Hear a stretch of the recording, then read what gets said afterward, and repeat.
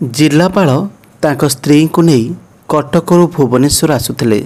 सेतेबेले रास्ता कड़े जड़े महिला परिबा बिकाली परिबा बिक्री करुथिले।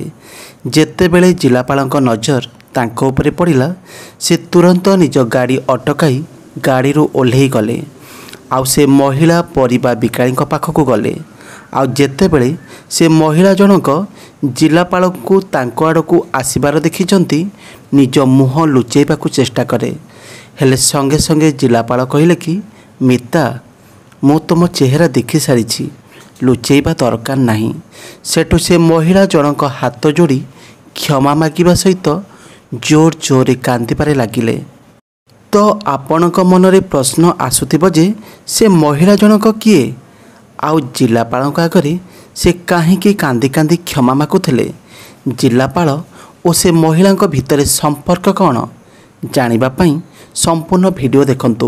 वीडियो भल लगिले लाइक शेयर करने सहित चैनल को सब्सक्राइब करदेवे। आउ हाँ निज ना आउ जागा ना सहित कमेंट कले आमे आपणक ना परवर्ती वीडियो रे घोषणा करिबो। आपण को मोर छोटिया अनुरोध कि वीडियोटी को पूरा देखिबे।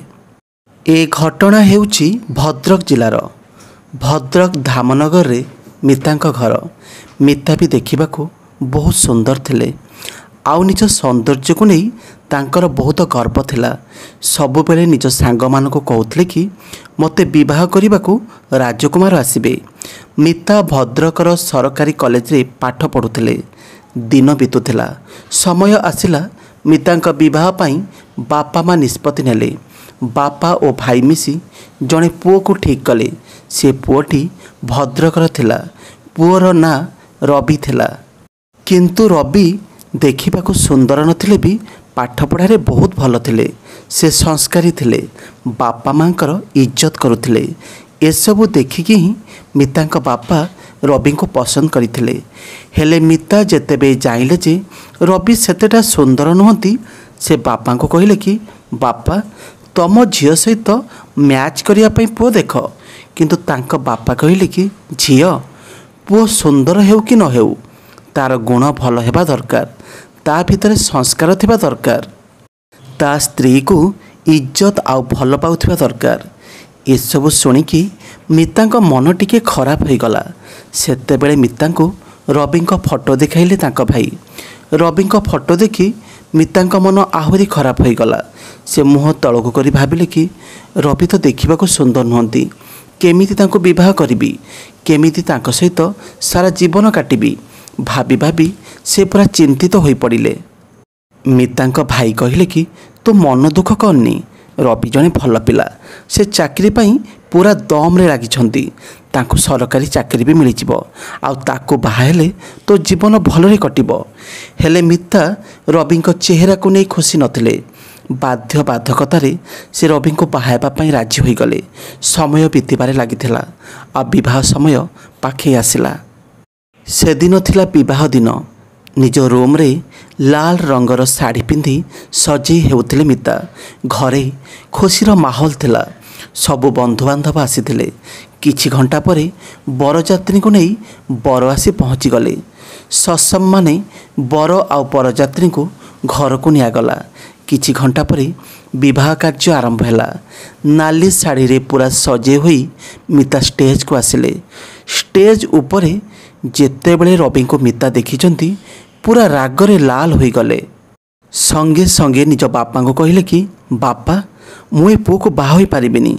से फोटो तो टिके ठीक लागुथिले हेले सामनारे जमारो भी भल लागु नाहंती। एते कला जे मते तांको जमा भी भल लागुनी। तो मुए विवाह करिबिनी। जदि जबरदस्ती विवाह करइबो ताले कथा खराब हेबो। एमिति कथा सुनी रवि आउ तांको परिवार लोक व्यस्त होई पड़िले। रवि बहुत पढ़ा लेखा आ बुझा सुझा लोक थिले। से जानिथिले जे जदि मु अधिक किछि कहबी ताहले एठारे खराब परिस्थिति सृष्टि हेबो। रविंक बापा मितांक बापा को कहले कि आपण कौन झील को रवि विषय कही नथिले कि? मितांक बापा और भाई पूरा नाचार थिले। सेमाने भी मिता को बहुत बुझिया चेष्टा कले। हेले मिता जमारू भी राजी हो नथिले। रविंक बापा भी बुझेले। हेले मिता निज जिद रे अटुथिले। तापर मितांक बापा और भाई मितांको जबरदस्ती विवाह करने चाप सृष्टि कले। सेठारे एक अड़ुआ परिस्थिति सृष्टि है। एसबू देखि सेठारे गाँवर कई जने पुलिस को फोन करदेले जे एठी जड़े झील को तार अनिच्छा सत्वे जोर जबरदस्ती विवाह करा जाउछि आ सेथिपाई झगड़ा आरंभ हो गलानी। अध घंटा भितर पुलिस आसी पहुँची गले आ मितांक बापा को बुझाइले कि झील जदि बाहा हेबा पई राजी नुहे ताले आपण ता सहित जबरदस्ती करि परिबेनी।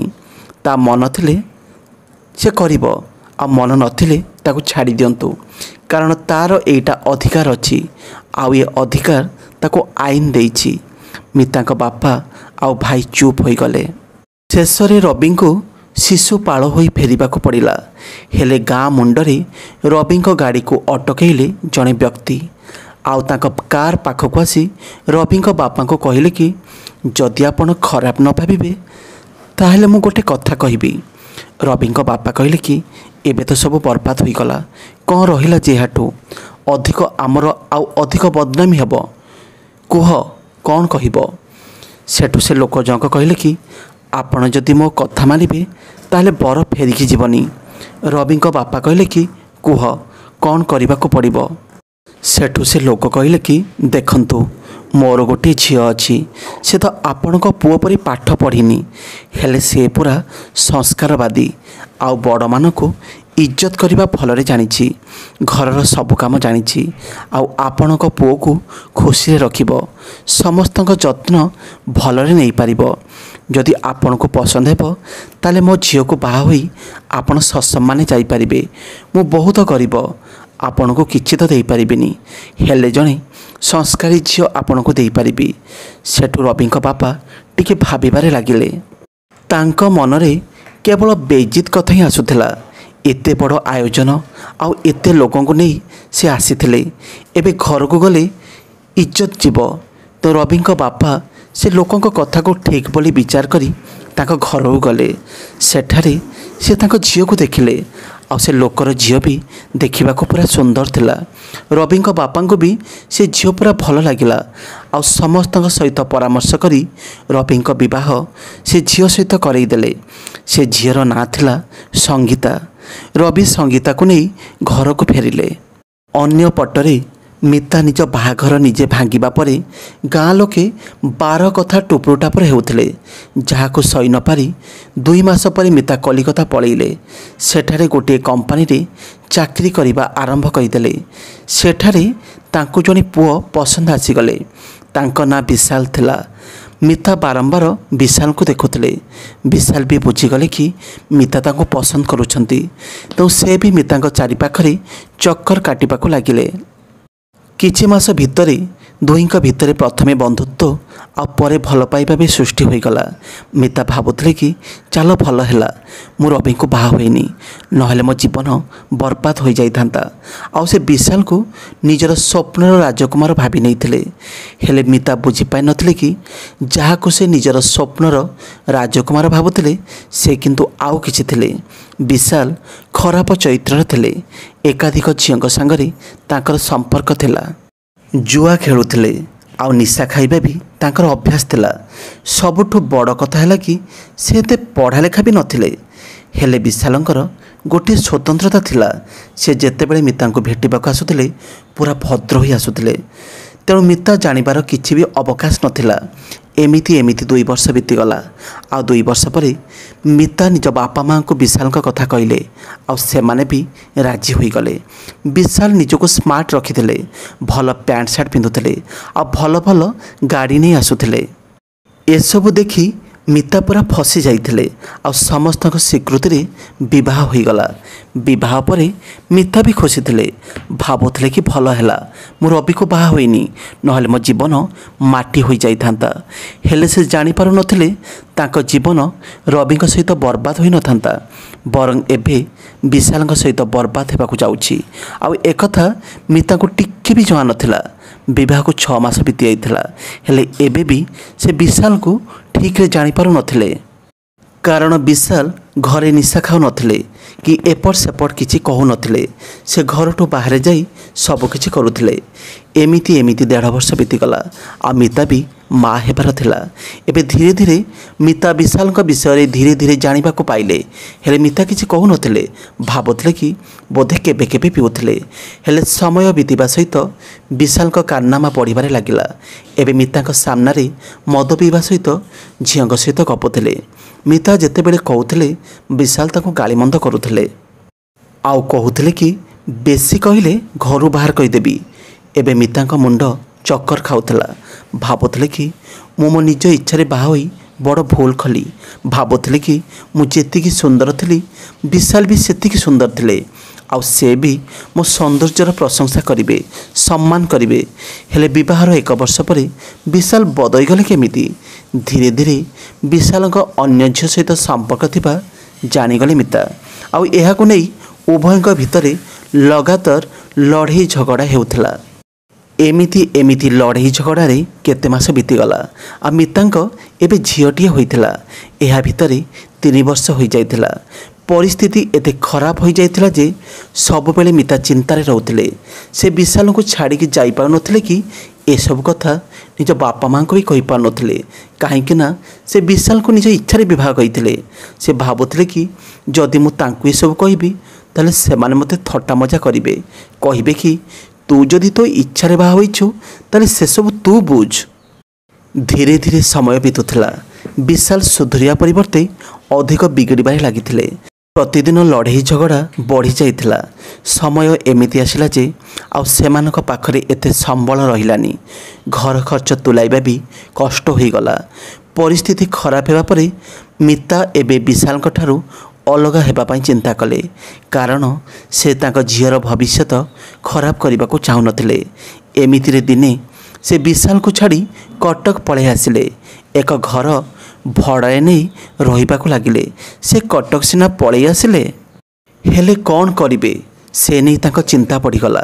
बहुत किछि भाबिया परे से एक दुकान करिया पई चिंता कले। बहुत बुझासुझा परे कटक भुवनेश्वर मझिरे तांको एक जागा मिलीगला दुकान करिबा पई। आउ से सेठारे एक परिबा दुकान आरंभ कले। सेथिरु जहा मिलुथिला माँ झील को होई जाउथिला। किछि टंका बळीगले से संचय करि देउथिले। एबे मिता को 3 मास होइथिला सेठारे परिबा दुकान करिबाटा। दिने जानिबा को पाइले कि रवि एबे जिलापाल होई जाइछन्ती।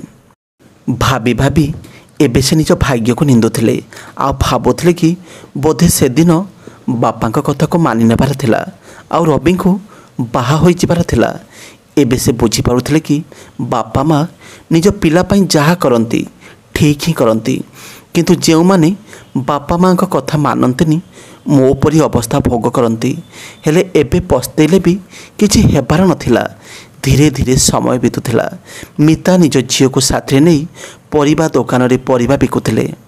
दिने अचानक जिलापाल रवि निज सरकारी गाड़ी रे स्त्री को नहीं भुवनेश्वर आसुथिले। सेतेबेले गहली होई जिबारु गाड़ी स्लो होई गला। आ रवि बाबू बाहर को अनैबा बेलକୁ मिता को देखि पारिथिले। प्रथमे तो तांको देखि से ठीक रे चिन्हि पारलेनी। तापरे से गाड़ी साइड करी से मिता पाखु गले। सेतेबेले मिता रवि बाबू को निज आड़को आसबार देखि मुह लुचेई देले। आ सेतेबेले रवि बाबू कहले कि मिता मु तुमको चिन्हि पारिली, तो मुह लुचेइबा दरकार नहीं। सेतेबेले मिता जिलापाल को हाथ जोड़ी कहले कि देखंतु से दिन मु आपन सहित बड़ भूल करिछि, आपन को बेइज्जत करिछि। मते से दिन सेमिति करिबा नथिला, मते क्षमा कहि दियंतु। मु से दिन बुझी पाई नथिली। किंतु जिलापाल रवि बाबू हसी देई कहले कि किछि कथा नाही, समस्तक निज जीवन पई अधिकार रहिछि। हेले तमे एठी परिबा कोन पई बिकुछ? मते तो कई जई कहिथिले कि तमे जने भल पिला को बाहा हेथिल, से भी भल परिवार थिला, हेले तमे एठी। रवि बाबू को मुहरु सब शुणिबा परे कांदी पकेले मिता। आउ धीरे धीरे निजर सबु कहानी कहले। विशाल तो विवाह जाए ठीक थिले, हेले विवाहर 2 वर्ष परे केमिति के जानी मद गंजेई खाइबारे लागिले। झील मानक सहित संपर्क रखिले। भाबुथिले कि सुधरी जिबे, हेले सुधरिबार ना नेलेनी। परिस्थिति एमिति हैला जे मते तांको छाड़िबाको पड़िला। आम घर को भी जाई पारुनी। घर को गले ସେମାନେ ବି ମୋତେ ଖରାପ ଭାବିବେ, ମୋତେ ଭୁଲ ବୁଝିବେ। ତେଣୁ ସେମାନଙ୍କୁ ନ ଜଣେଇ ମୁଁ ଏଠିକୁ ଚାଲି ଆସିବା ସହିତ ପରିବା ବିକୁଛି। ବହୁତ ସମୟ ଯାଏଁ ଜିଲ୍ଲାପାଳ ରବିବାବୁ ମିତାଙ୍କ କଥା ଶୁଣୁଥିଲେ। ଆଉ ତାପରେ ସେ ଯିବାକୁ ବାହାରିଲେ। ଯିବା ବେଳେ କହିଲେ କି ମିତା, ତୁମକୁ ଯେବେ ବି କିଛି ସାହାଯ୍ୟ ଦରକାର ପଡ଼ିବ ମୋତେ କହିବ। ତାପରେ ସେ ଗାଡ଼ିରେ ଯାଇ ବସିଗଲେ। ଆଉ ସଙ୍ଗୀତା ପଚାରିଲେ କି ଇଏ ଆମ ଗାଁ ଝିଅ ମିତା କି? ସେଠୁ ରବିବାବୁ କହିଲେ କି ହଁ, ସେ ତୁମ ଗାଁର ମିତା, ଯାହା ସହିତ ମୋର ବିବାହ ଭାଙ୍ଗି ଯାଇଥିଲା। ସେଠୁ ସେ ପଚାରିଲେ କି ତାଙ୍କର ତ ବଡ଼ ଘରେ ବିବାହ ହୋଇଥିଲା, ଆଉ ସେ ଏବେ ପରିବା ବିକୁଛନ୍ତି? ସେଠୁ ରବିବାବୁ ସବୁ କଥା କହିଲେ। ତାପରେ ଦୁହେଁ ଭୁବନେଶ୍ୱର ଆଡ଼କୁ ବାହାରିଗଲେ। ତ କାହାଣୀ ଏତିକି ଥିଲା। ଗୋଟିଏ କଥା ଏଥିରୁ ଶିଖିବାକୁ ମିଳିଲା ଯେ କେବେ ବି ଅଯଥା ଗର୍ବ କରିବା କଥା ନୁହେଁ। ଆଉ ଯେଉଁ ସୁନ୍ଦରତା ପାଇଁ ମିତା ଗର୍ବ କରୁଥିଲା, ସେ ଠିକ୍ ବୁଝି ସାରିଥିଲେ କି ଚେହେରା ନୁହେଁ, ବରଂ ଗୁଣ ହିଁ ସୁନ୍ଦରତାର ପ୍ରକୃତ ମାପକାଠି। ମିତାଙ୍କୁ ନେଇ ଆପଣଙ୍କ ମତ କମେଣ୍ଟ ବକ୍ସରେ ରଖିବେ। ଭିଡ଼ିଓ ଭଲ ଲାଗିଥିଲେ ଲାଇକ୍ ସେୟାର କରି ଚ୍ୟାନେଲକୁ ସବସ୍କ୍ରାଇବ୍ କରିଦେବେ। ଆଉ ହଁ, ବେଲ୍ ଆଇକନ୍କୁ ଅନ୍ କରିବାକୁ ଜମାରୁ ବି ଭୁଲିବେନି।